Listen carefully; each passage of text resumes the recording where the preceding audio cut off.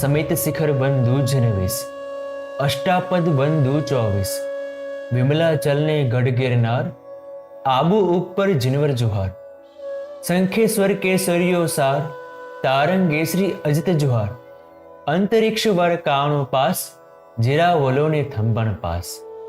जिनकी भाव वंदना से जैनों की दिनचर्या शुरू होती है, जिनका भाव स्मरण करने से पापों की आउटगोइंग शुरू हो जाती है, जिनके भाव नमन से आत्मा को परम अमन की प्राप्ति होती है, ऐसे कई सारे पवित्र तीर्थों में आज भी जिसकी महिमा सकल तीर्थ के पाठ द्वारा सुनाई गवाई जाती है, ऐसे महाप्रभावी भव्य चमत्कारी जैन तीर्थ श्री अंतरिक्ष जी पार्श्वनाथ। सिरपुर महाराष्ट्र में स्थित श्री अंतरिक्ष जी पार्श्वनाथ की प्रतिमा करीबन 11,80,000 साल प्राचीन है।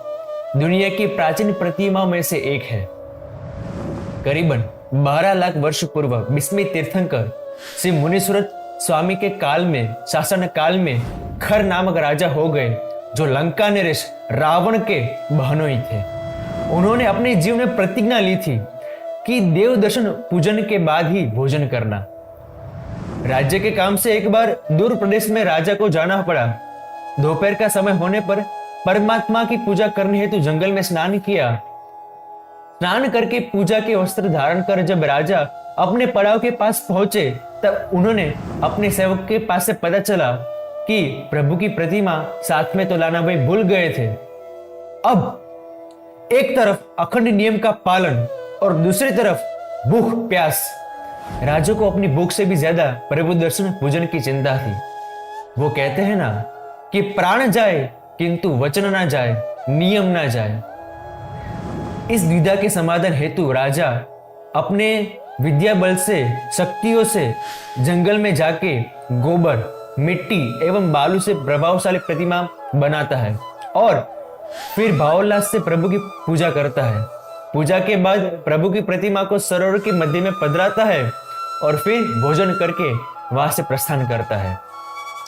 जिस सरोवर में वह प्रतिमा पधराई हुई थी, वहां के देवता ने प्रभु की प्रतिमा को सुरक्षित स्थान पर स्थापित करके नित्य पूजा, भक्ति आदि जारी रखी।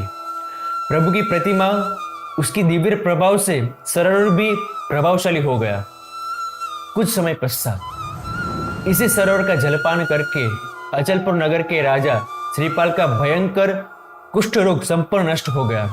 जब राजा को इस चमत्कार की वजह मालूम हुई तो उन्होंने उपवास करके सरोवर के देवता को प्रसन्न किया।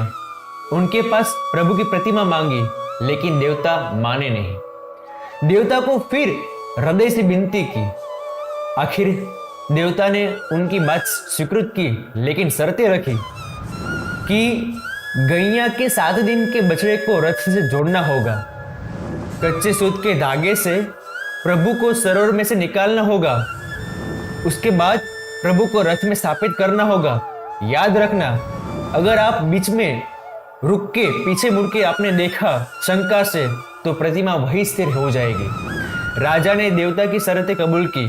मंगल मुहूर्त पर राजा ने शर्तें अनुसार प्रभु को सरोवर में से निकाल के रथ में स्थापित किया और अपने नगर की तरफ पीछे देखे बिना चला। क्या सच में रथ मेरे पीछे आ रहा है? मेरे पीछे ये कोमल बछड़े रथ को खींचकर मेरे नगर तक ला पाएंगे?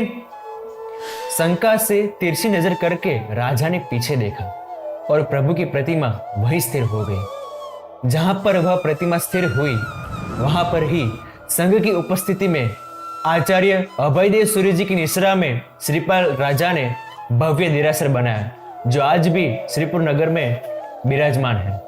इसी तीर्थ के प्रभाव से पूज्य भाव विजय जी महाराज साहब को भाव भक्ति से अपनी आंखों की रोशनी वापस मिली थी। आश्चर्य की बात तो यह है कि प्रभु की प्रतिमा चमत्कार से हवा पे अद्दर है। आज भी कई सारे भक्तों की आशा, आस्था, विश्वास है यह तीर्थ।